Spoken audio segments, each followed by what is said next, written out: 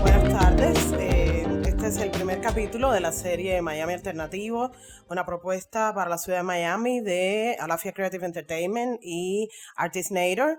Es un podcast de 5 capítulos sobre los artistas locales que viven en esta ciudad y que han creado desde que llegaron acá y mucho antes de estar acá en Miami. Hoy tenemos la suerte de tener a la artista Consuelo Castañueda, artista cubano-americana, que es muy conocida como la Consue y que es una maestra de varias artes. Mucho gusto, Consue, que estés Muchas acá. gracias, Eva. Buenas tardes. Entonces, quería preguntarte cosas que de alguna manera hemos conversado, pero sobre todo centrarnos en tu obra. Como creadora, ¿cómo empezaste? ¿Por qué el arte se convirtió en algo imprescindible para ti? Bueno, realmente comento, hay veces que me es simpático, que realmente tuve una vocación bastante definida desde muy temprana edad, pero eh, básicamente en el barrio donde yo me crié, casi todas las familias enviaban los niños a los conservatorios de música, que eran las escuelas más accesibles, y la música fue uno de mis primeras pasiones. Inclusive fui a Amadeo Roldán a hacer el examen, me aprobaron, pero un poquito tuve contradicción con el sistema este que era muy comparativo, que habían jurado, y le dije a mi mamá, prefiero esperar unos años más, esto yo tendría unos 8 años, hasta los 12 años, que era cuando yo sé que cuando era posible que yo ingresara en San Alejandro. San Alejandro, que estaba en Marianao, ya hoy día hay una enseñanza elemental de 4 o 5 años, pero en esa época no, empezaba ya con una enseñanza media de 5 ¿Y años qué de fue San estudio. Alejandro para ti? Fue muy interesante porque una me sacó un poquito del gueto donde yo vivía, me permitió conocer gente de otras áreas de la ciudad de La Habana, y además habían gente de diferentes edades estudiando, o sea, ahí había alumnos que estaban en el nivel escolar en séptimo grado, y habían otros que estaban en 12 grados. Entonces empecé a relacionarme con gente de diferentes edades. eh, También era, yo digo, una escuela de niños disfuncionales, o sea, realmente no era una escuela ordinaria, era una escuela donde casi todos los niños tenían una pasión muy definida, y, y me centró, y te encuentras a tus semejantes, ¿no? A ¿Y te mí. encontraste un poco a ti misma? ¿A ti qué lenguajes en esa época te Bueno, gustaban más? realmente era una escuela, la Escuela San Alejandro es una academia muy antigua que se la llaman Escuela de Artes y Oficios. Eh, ya después, cuando uno maduró un poquitico más, resulta que esta escuela no te daba una preparación ni tan académica ni tan conceptual como creadora. Era un, Mm. fue, pero de todos modos me adentró. Ya realmente de manera tardía, a casi todos nosotros, ya en la enseñanza superior, es que hay una presencia de los profesores rusos, casi todos venían de la Repin, eh, que sí tenían una manera muy analítica y muy científica de enseñarte a- a desarrollar la representación, casi como del siglo XVIII. Y esta era una enseñanza que creo que debía haber recibido San Alejandro, y la Mm. recibí un poco más tardía. Y muchos de mis compañeros hicieron mucho rechazo, pero no en mi caso. Yo lo aproveché, nunca es tarde de decir la ¿Y esto dicha. dónde es? ¿En Elisa? En Elisa, Mm. entrando en Elisa, Que es el Instituto Superior de Artes, ¿no? Donde se Instituto Superior formaban. de Arte. ¿Qué año estamos hablando?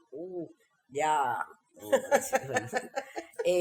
bueno, yo no recuerdo ahora Ok, si ok. pero realmente fue el primer año de Elisa. Ya, O sea, ya. Sí, a ver si en los 80 por ahí. O 70 y no, pico, 70, 70 y 70. tanto, 73, 74. Ok. Eh, eh, bueno, como era el primer año, porque yo inclusive cuando estaba estudiando en San Alejandro tenías una enseñanza de media especial que te servía nada más para carreras de letras y yo tenía cierta inclinación por la arquitectura, la cual amo todavía, y entonces yo tuve que estudiar extra por la noche, cálculo y todo esto, y hasta ese momento yo pensaba entrar en arquitectura o historia del arte.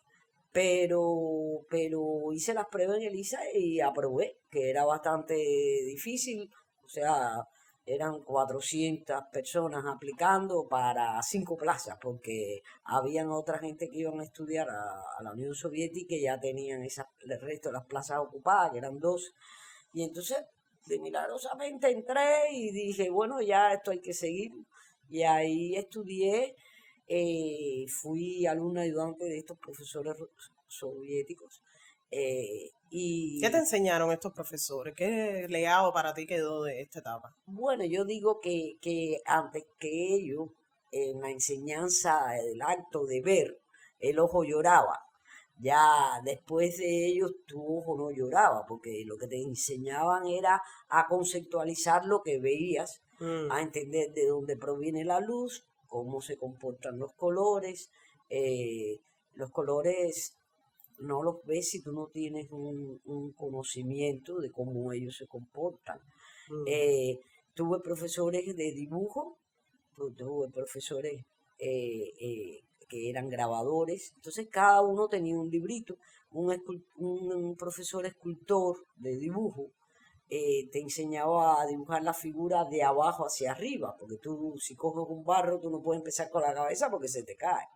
Tú tienes que empezar de los pies hacia arriba, ver el eje de apoyo. Estas cosas son racionales, ¿ves? No es Ya. tú esforzando el ojo Entonces era una concentración de esfuerzo racional, exacto. ¿no? Para A la que se hora... convirtiera parte de tu visión del mundo, ¿no? Ajá, exactamente, Ya. exactamente. Y la cuestión de la técnica, Bueno, esto es la técnica, sí. Ajá. realmente. Pero bueno, te digo ya a nivel de, ¿sabes? Manual, ¿no? ¿Cómo eran ellos en eso? No, ellos te hacían unas propuestas que vienen del siglo XVIII. Ya. Inclusive iba a ir a estudiar a la Repen, que cuando yo vi que todavía la gente estaba pintando como tal, yo le ¿Verdad? agarré un poquito de Wow. miedo. Claro, es demasiado clásico. Sí, ya era un momento que ya yo estaba empezando a hacer mis propias incursiones de ideas. Es decir, que podía ser un extremo también, era un extremo de hecho. Sí, creo que también afectó. Vaya, que no sabe aprovecharlo adecuadamente, pues, le podía hacer mucho daño. Exacto, que fue el caso, de hecho. Sí, Yo conozco sucedió, varias gente que estudiaron en la Unión sucedió Soviética arte y que llegaron después... estigmatizados. Sin embargo, Exacto, han sido muy buenos profesores y ahora exacto. sus alumnos están derivando obra con esa técnica, pero con razones conceptuales mucho más profundas. Bueno, cuéntame de los 80, que es donde quizás Ajá, yo bueno, veo que primero tú tienes, no sé, se conoce sobre ti a nivel, ¿no? bueno, realmente, porque hay toda una generación que se gradúa de Lisa, que le llaman la generación de los 80 y en la cual me colocan. Yo no acepto mucho eso Ah, ok. porque yo digo, Cuéntame por qué. bueno, no me gusta denominarme como tal porque yo todavía Claro, no estoy muerta, yo estoy exacto. vivita y coleando y produciendo cosas. eh, eh, Pero tú sabes cómo es el mundo del conocimiento, que le gusta Sí, sí, organizarse. sí. La Entonces te organización, organizan según la de donde organización, tú te tocan los procedes. 80. Pero bueno, según esta organización fue realmente un grupo bastante interesante donde casi solos nos intercambiábamos libros y empezamos a conceptualizar con una fuente informativa que tenía de 10 años atrás, pero que básicamente el peso de la información que nosotros recibimos fue el peso de los artistas conceptuales de los años 60. Ahí se creó una situación que es que aquí casi siempre estos creadores te plantean que tú no eres un artista, sino eres un comunicador. Y te liberan de todos los parámetros estéticos y te liberan de los estigmas del sistema de las artes visuales. Y entonces casi todos nosotros estamos formados sobre esas consideraciones. Y para mí fue interesante. También, sin saberlo, en mi caso particular, usábamos muchas citas. O sea, inclusive era una relación muy referencial. hasta en la factura de nuestras propias obras, es una factura que casi viene de la lámina de la reproducción del libro o de la publicación. O sea, ya después cuando nosotros no habíamos visto obra en sí, cuando, por ejemplo, si yo me refería a una obra de Fran Estela, la pintaba con una raíz impecable. Cuando después tú vas y ves un Fran Estela, en la realidad esa línea está completamente arbitraria y emocional. Bueno, como te dije, esta matriz que tenemos nosotros de considerar que el trabajo creativo está más relacionado con la información y con la comunicación y con el conocimiento que con los valores del sistema de mercado, ni con la estética de una época, ni nada de esto.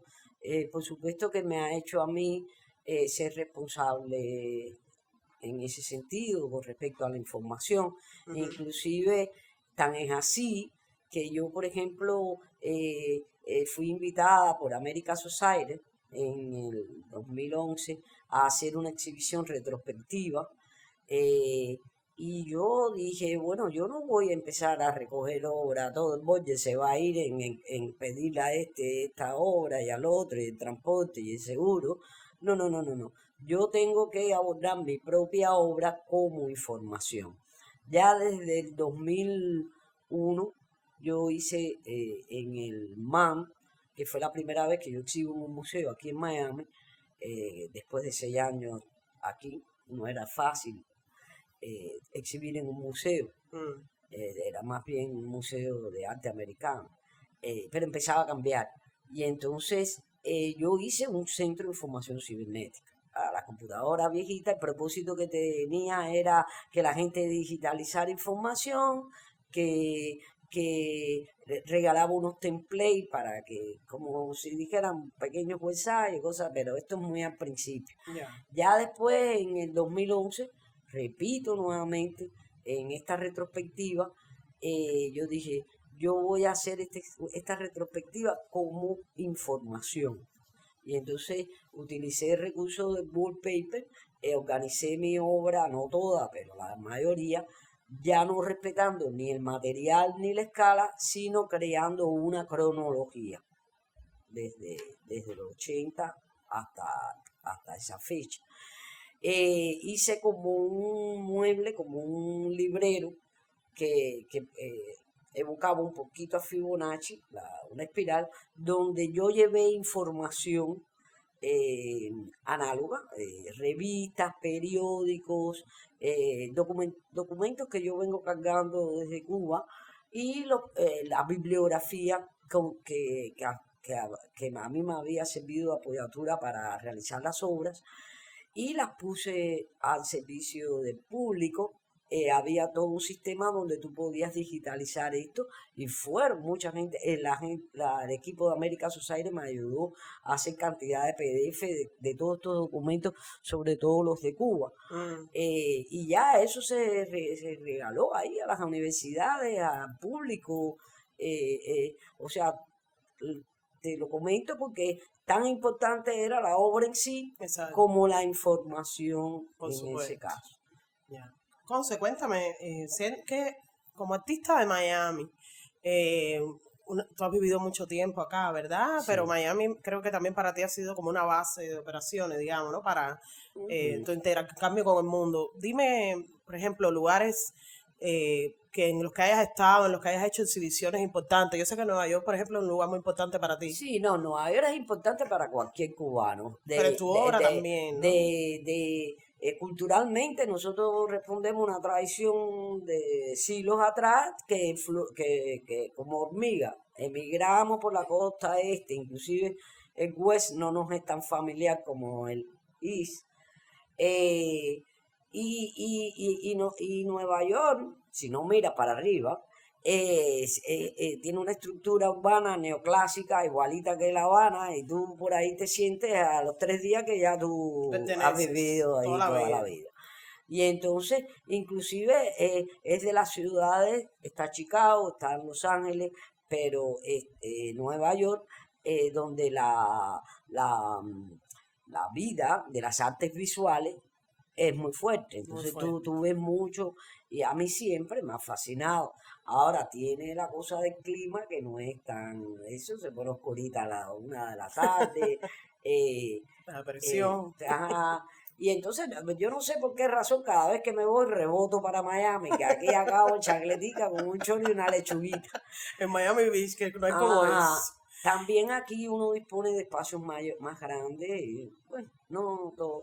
Y entonces la verdad que me he estado moviendo, trabajo aquí, exhibo allá, ya me muevo por temporada y así, pero yo me siento bastante identificada con Miami. Ya me es muy, al principio la rechazaba mucho, también ha cambiado mucho, pero porque yo soy completamente metropolitana, Ujú. a mí esto eran Eso nos pasa a los habaneros cuando venimos para acá. ajá, yo la veía un poco hasta rural, Exacto. y, y, pero no, ya yo estoy bien, yo llego en el avión y siento que llego a mi hogar, A mí me la pasa verdad. exactamente lo mismo. Mm. Y es una cosa rara porque uno nunca se lo planteó, ¿no? Como quizás una cosa de vida así como, ay, No, Miami va a ser mi no, casa. no, no, no, ni me lo planteo. Yo Claro. me doy la libertad de poder decidir mañana en dónde estar. Ay.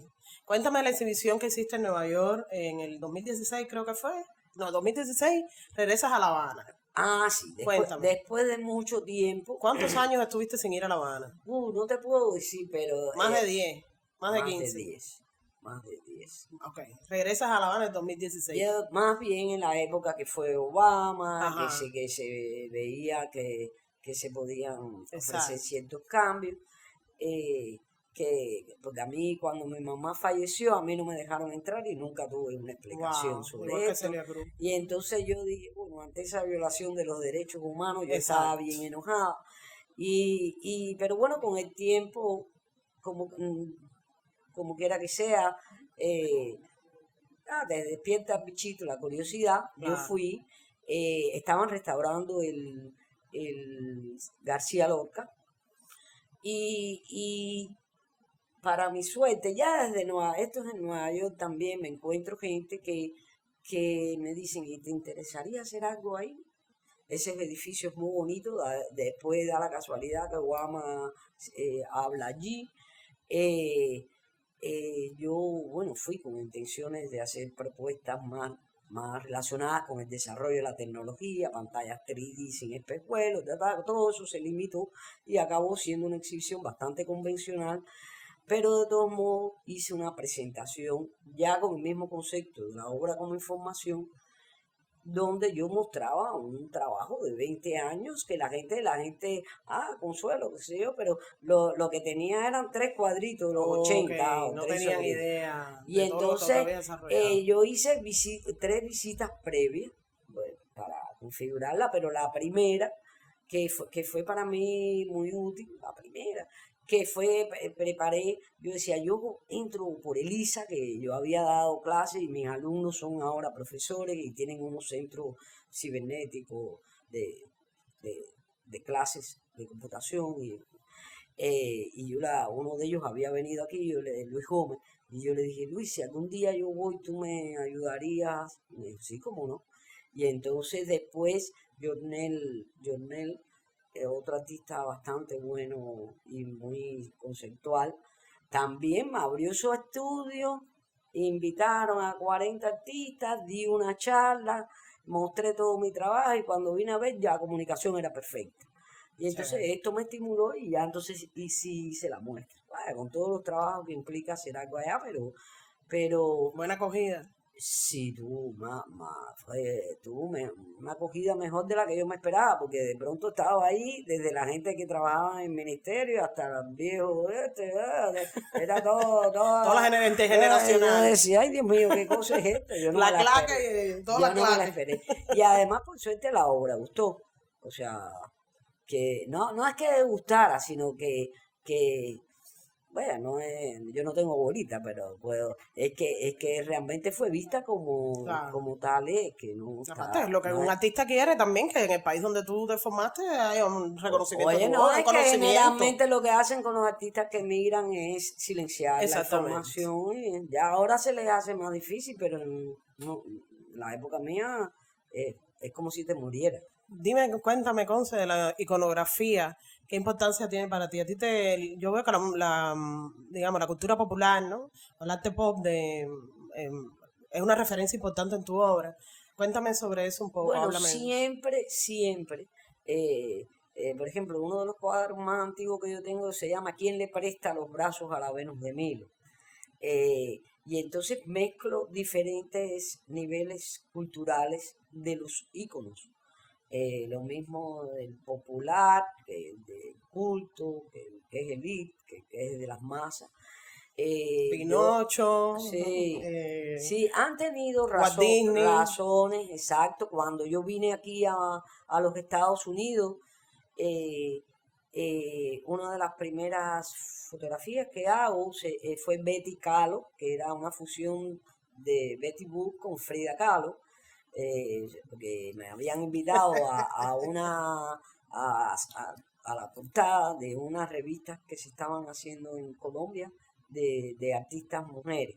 Y yo que no me gustaba mucho nada de mujeres, ni cubanos, ni nada de eso, pero Que te sí encasillaran en ningún grupo. un grupo, pero me seducía la idea de agarrar la portada de la revista. Claro. Y entonces, en esa época, Madonna era la que más coleccionaba la obra de Frida. Y entonces yo hice esta mezcla que es cuando empiezo a usar las figuras de cartoon. Ya después las uso eh, reiteradamente. He usado Popeye, he usado Popeye, Mickey. ¿verdad que Sí, sí? Popeye, hice 3 Popeye. Uno que se llama Tatú. El primero con la hoja y el martillo, el segundo con la matita de marihuana y el tercero con la imagen del mismo, que es como que te crea un statement de ti mismo. Consue, esta es la segunda parte. Quería simplemente hacerte dos preguntas más. Una, yo veo que tú eres una referencia también para muchos artistas jóvenes, millennials. Yo creo que eso tiene que ver con la importancia que para ti, me parece, tiene no solamente las artes y los archivos, la tecnología, sino las humanidades, el archivo fílmico, la filosofía. ¿Qué me puedes decir Bueno, sobre esto? cuando trabajé como profesora en el Instituto Superior de Arte, mi referencia de pensamiento más importante fue Humberto Eco, con toda su obra de semiología. Yo creo que para mí fue muy importante recibir todas las estrategias de cómo la información se movía, de cómo una intención comunicativa, cómo se trabajaba con un receptor, cómo se modificaba una señal, y lo usé también en mi propia obra.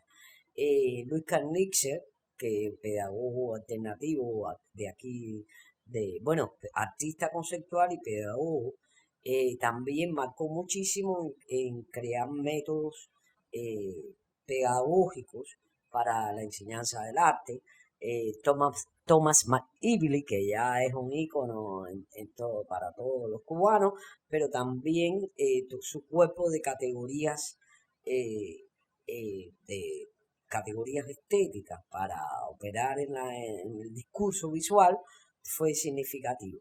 Ya después, ya conociendo el pensamiento postmoderno, uno de los pensadores que más a mí me marcó fue Baudrillard. Inclusive cuando yo vine aquí a los Estados Unidos, yo por supuesto me leí el librito América, yo entendí a dónde estaba llegando a través de él. Después hay otro pensador más joven, que yo digo que es como el hijo de Baudrillard, que es Paul Virilio, que pensador fue el que ya me adentra a la cuestión del uso de las nuevas tecnologías. Y ya en este momento yo también estoy dando un paso, ¿no? al conocimiento de la cibernética, que prácticamente desde Windows 95, 97, 98, yo empecé a adentrarme justo aquí en Miami. Entonces, siempre he tenido todo, bueno, casi todos son pensadores italianos y franceses, alemanes. Wittgenstein, por ejemplo, es muy importante para mí. No sé, son innumerables. Más bien pensadores de los que nacen de los 80. Ya.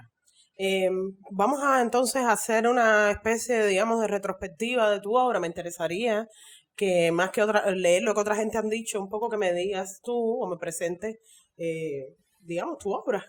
Vamos a empezar vamos a hacerlo de orden cronológico inverso. Ajá. A ver, háblame de, por ejemplo, actualmente, ¿en qué Bueno, estás? de las más recientes, una de las piezas que yo trabajé ahora en el 2018 se llama Indexation, eh, que fue el diseño de un stage para, para, el, para el Creative Time, que es un evento teórico que se desarrolló aquí en el Arts Center.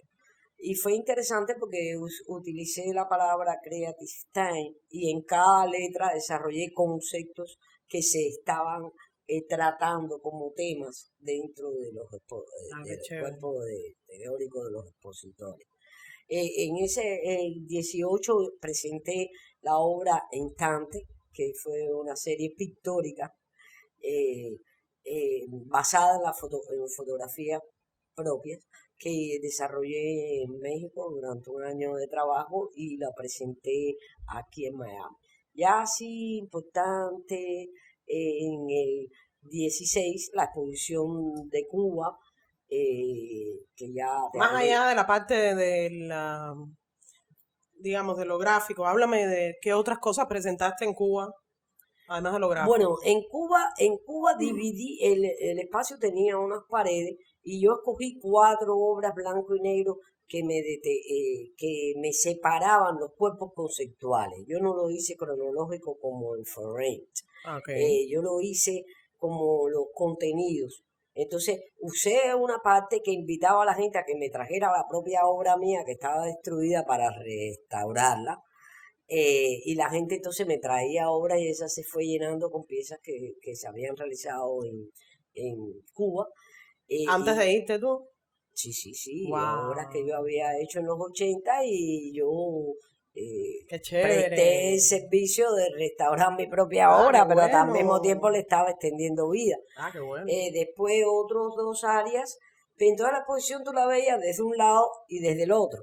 Desde un lado estaban estos conceptos en blanco y negro, donde tenía CCC, que es la disolución del yo, que es como yo me llamo Consuelo Castañeda Castellano, yo usé en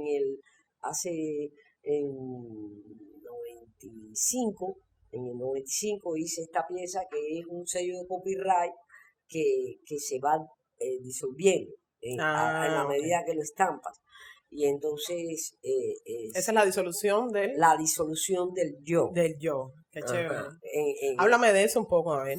Porque la gente quizás no todo el mundo está muy familiarizado con el tema del copyright, la propiedad intelectual y que... Bueno, para mí es muy importante cuando llego aquí a los Estados Unidos, y además en esta época que todo es producción masiva, múltiple, exacto. vaya, Ajá. toda la tecnología, renunciar un poquitico a esto que el sistema de las artes visuales y del mercado de las artes visuales te propone, que es la pieza única, el objeto hecho por la mano del artista, El objeto único irrepetible. irrepetible, vaya, que tiene las lágrimas, el sudor y los pelos, el DNA del creador.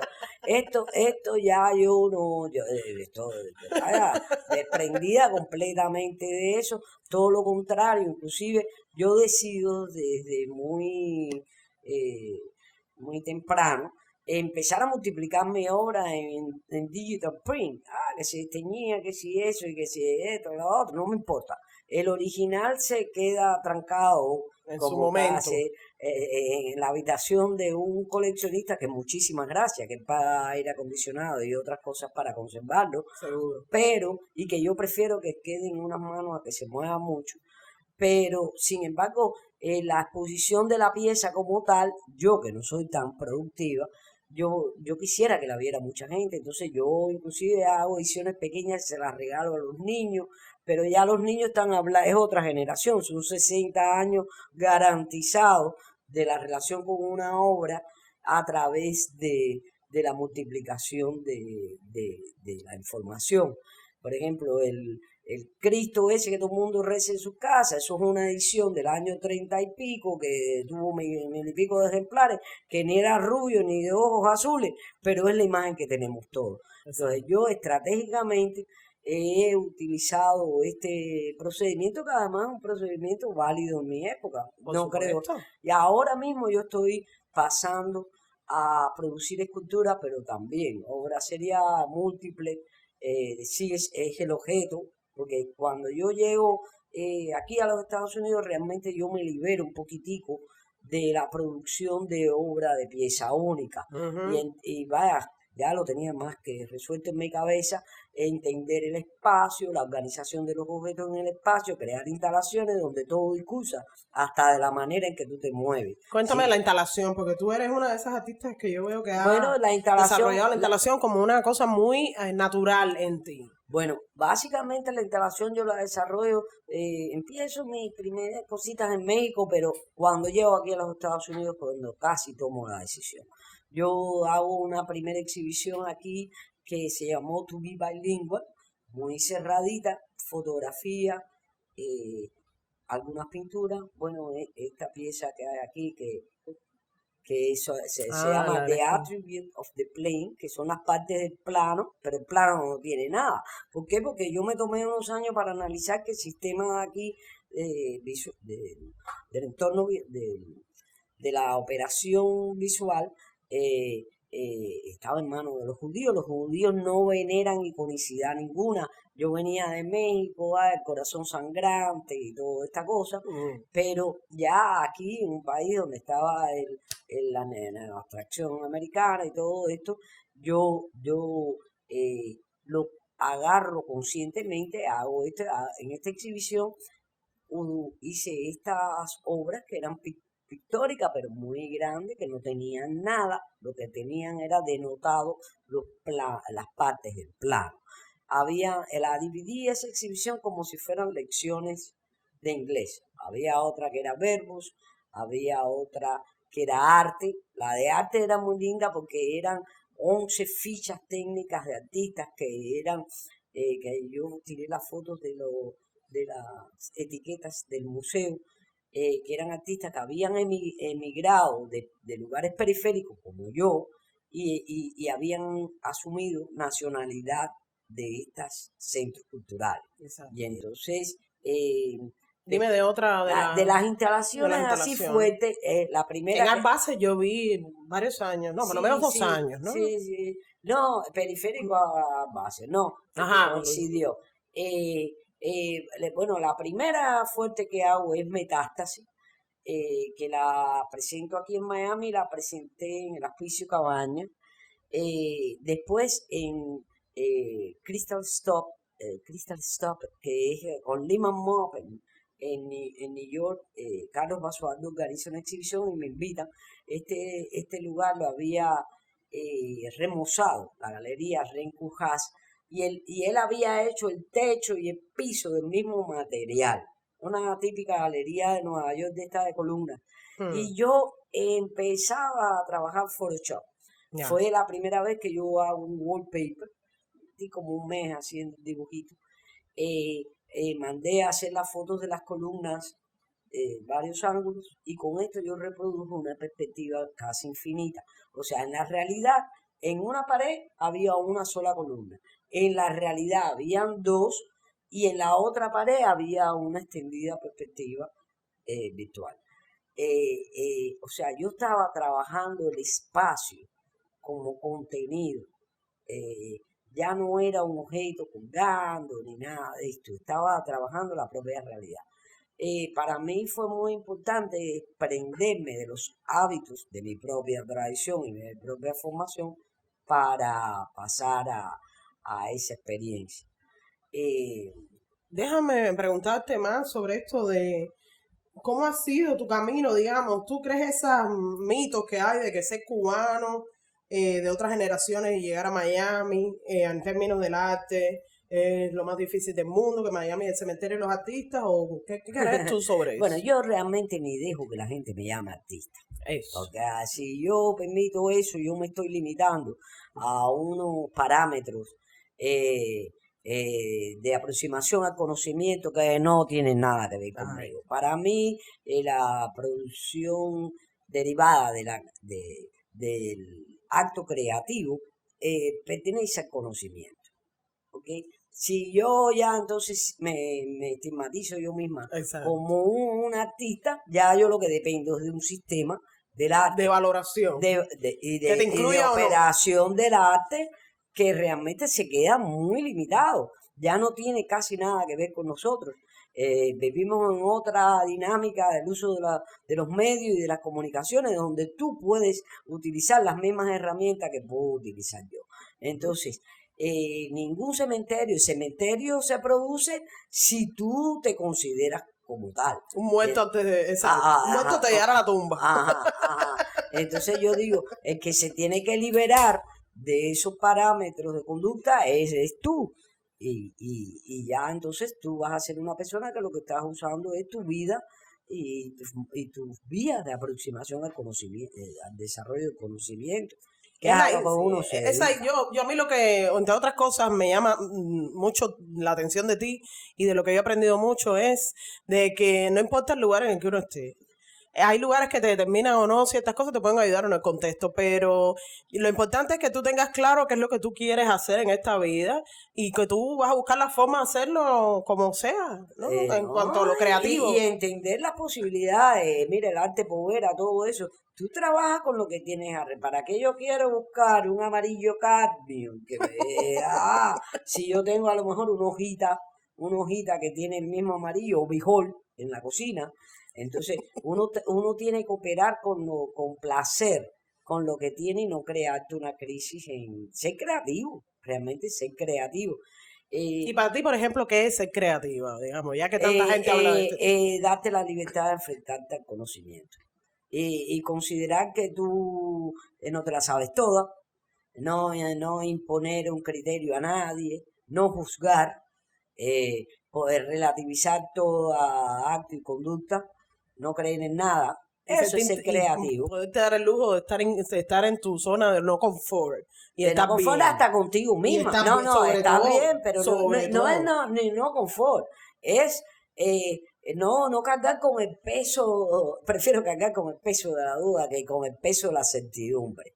Ya, para Exacto. ponerlo de Ay. alguna manera. Eso es para mí es lo que es creativo. Con respecto a la territorialidad, por ejemplo, todos los compañeros míos y todo el mundo, no, el catálogo, un libro así, que Exacto. pesa así, que tienes que almacenarlo, que qué sé yo, y El que además canon. te cuesta casi lo mismo que comprarte un apartamento.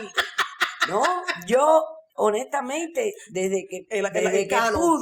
desde que pude, me desarrollé un website que es más ligero, que tiene un alcance y Infinito. una emisión, una transportación mucho más grande, Oye, yo entendí las opciones de mi época y los instrumentos de mi época y con eso me muevo. Si no, entonces tengo una crisis. Ay, mi madre, yo soy una artista que no tengo catálogo. No, no. El Yo me catálogo te lo puse haces y tú. estudié y he aprovechado todos los espacios gratuitos que te da la internet. Exacto. Entonces, de eso se trata. Un poco motivar a la gente que tenga El que algo se creativo. considere que, ay, que frustrado estoy, que me morí, que qué sé yo. No, no, no, no. Bueno, no, yo no estoy frustrada. Yo sé que el sistema está duro, Claro que sí. pero bueno, deja Está ver duro para cómo. todos. Yo no, y ni le voy a ir de frente. Exacto. Yo voy suavecito buscando mis alternativas, pero me realizo en el orden personal. Además, la actividad creativa es una condición humana que nos pertenece a todos. No Ay, hay no. ningún, entre comillas, H, ningún título ni ningún atributo especial que tú H. tienes para tú desarrollarlo. Eso lo tienes tú y lo tienen todos los que están alrededor tuyo. Cuéntame, Conce, hay otra cosa que me gusta mucho de ti, que es que tú eres para una inspiración para muchos artistas, sobre todo muchos jóvenes. Yo veo que tú, de todos los artistas que yo conozco, varios acá, que son bastantes, tú eres una gente que inspira mucho porque siempre estás en diálogo con gente de todos tipos.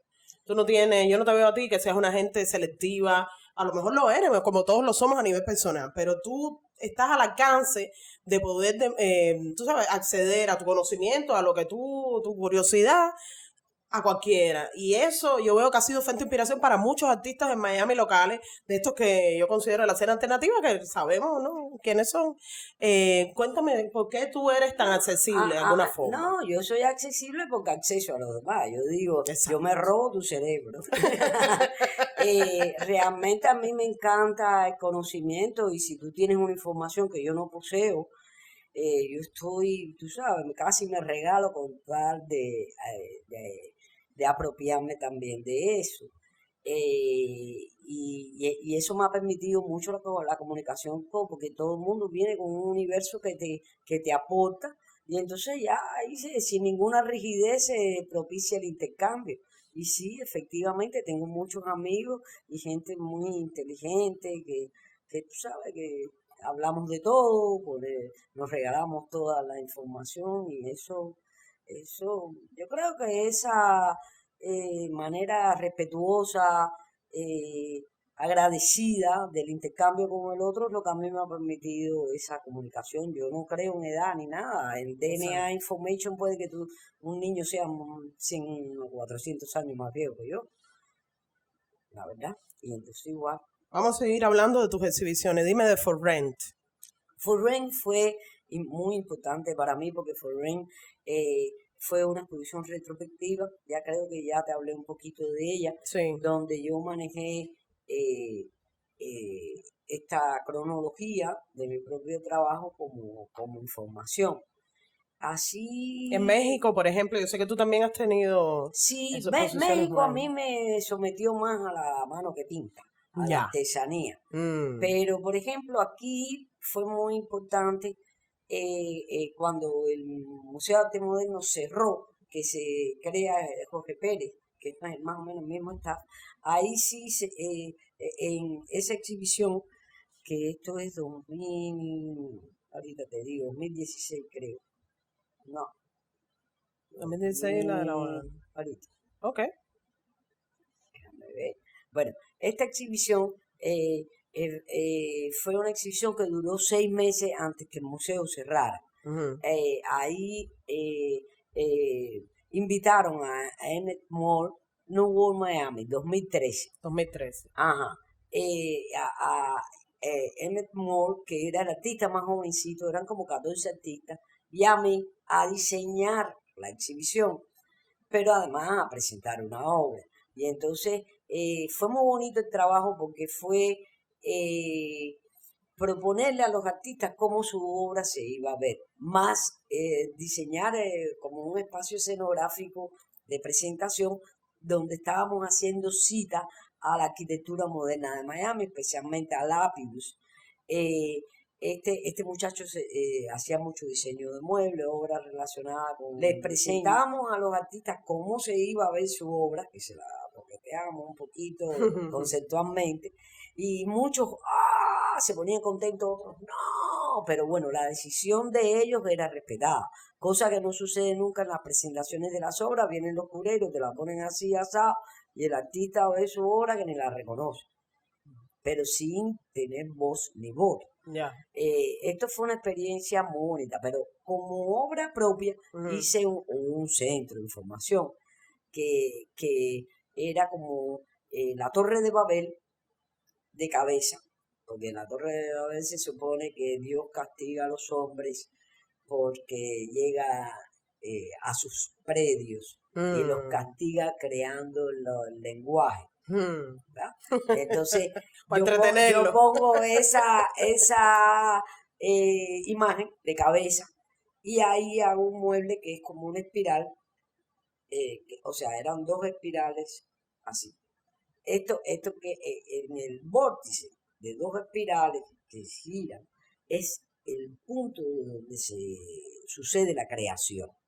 Y entonces esta esquina, esta instalación, fue considerada un centro cibernético. Tenía website, tenían los iPads, las artistas tenían que traer los libros de referencia y los curadores también, y se fue llenando como una biblioteca y un espacio de consulta.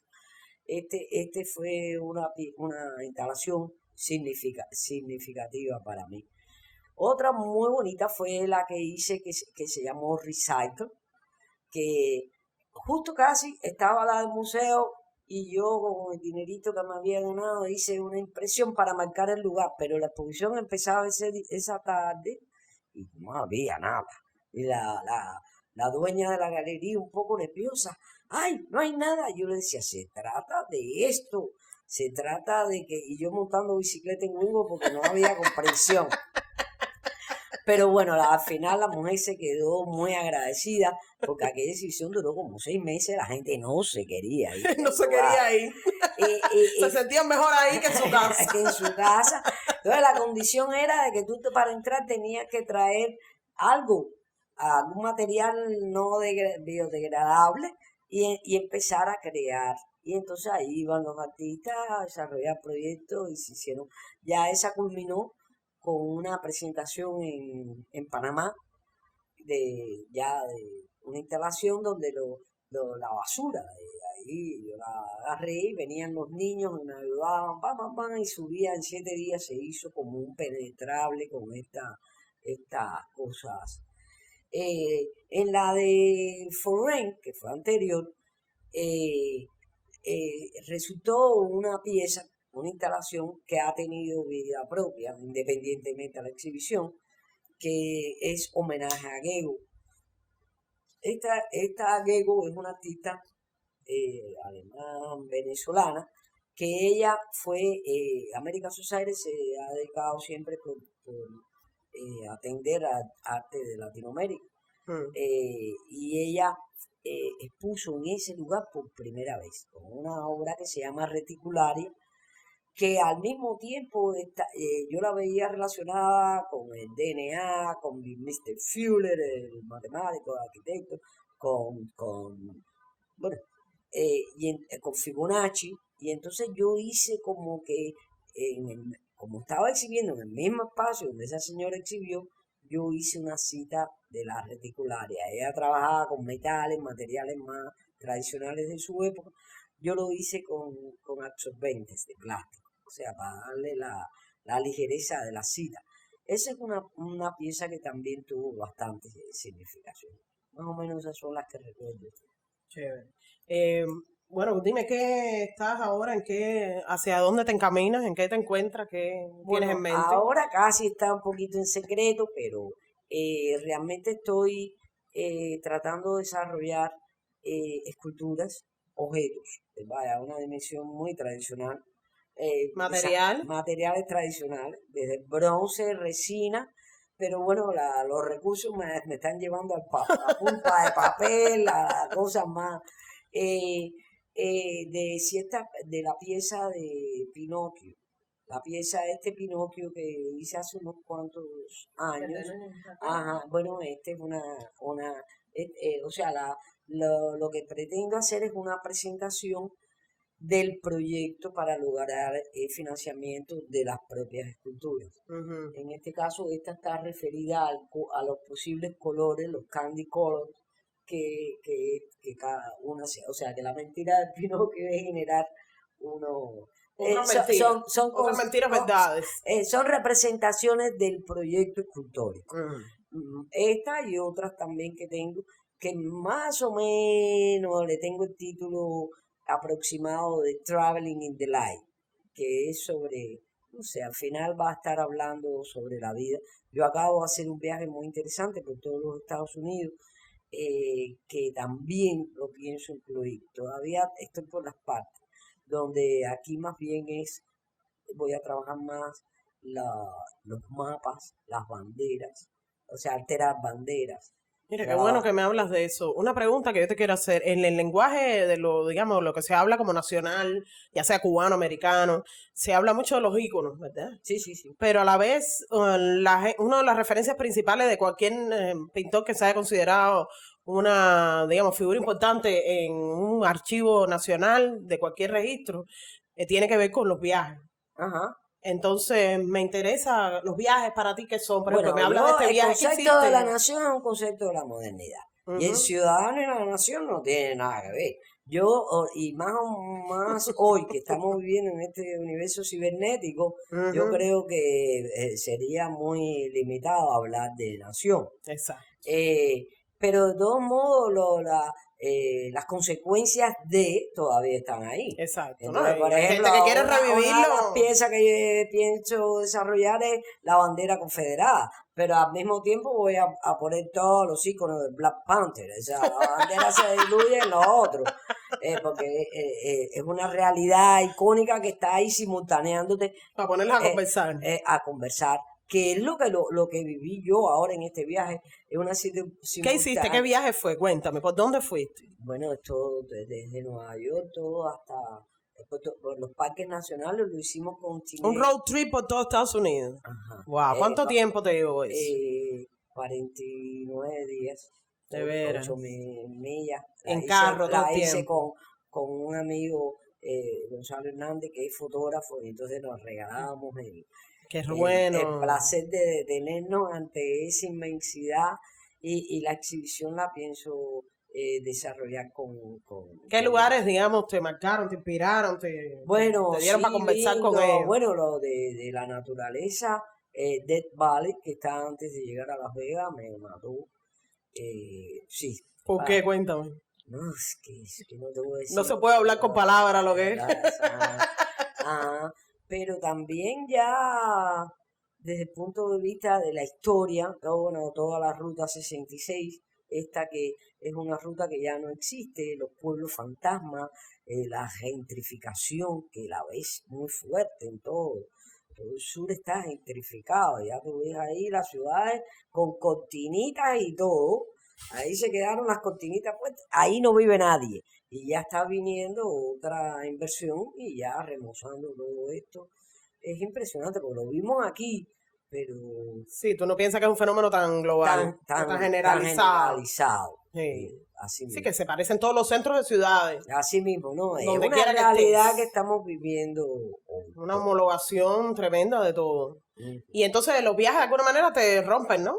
Con esa No, imagen. para mí fue muy importante, es un viaje de vida. El contacto con la naturaleza, porque esto es un continente. Ver la topografía esa que va para allá abajo y la que sube, la inmensidad, aquí un aguacero, aquí los rayos, los otros, el arcoíris, todo así que tú miras así, unas distancias tremendas. El Gran Cañón, fuiste por ahí cerca. El Gran Cañón, lo pasé por arriba. Bueno, el contacto con los animales, vi osos ahí al lado. Qué maravilla. Cruzando la calle.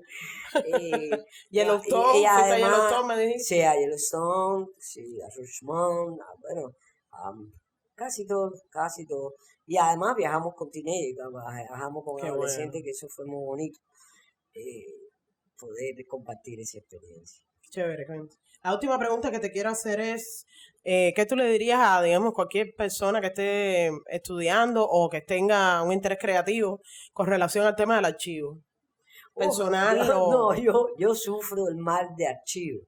¿Por qué tú Eh, crees que el archivo es tan importante? Que cada cual, digamos, no, sea... yo creo que para todos nosotros, todavía, ya lo tengo muy consciente hace mucho tiempo, pero para todos nosotros, la gente tiene una responsabilidad hoy que es transferir la información análoga a digital. Que si tú tienes un tiempito y tú puedes aportar un poquito de tu productividad en esto, tú vas a ayudar a la humanidad porque los documentos análogos que se van a hacer polvo van a tener una vida más perecedera o por lo menos van a tener Un espacio de un existencia espacio de existencia accesible, que ya es accesible el para que todos. está operando hoy. Y yo creo que todo el que pueda hacer un aporte a esto va a contribuir. Bueno, muchas gracias, Consuelo. De verdad que ha sido un placer muy Muchas grande. gracias a ti. Gracias. Hasta luego. Que vaya muy bien. Gracias.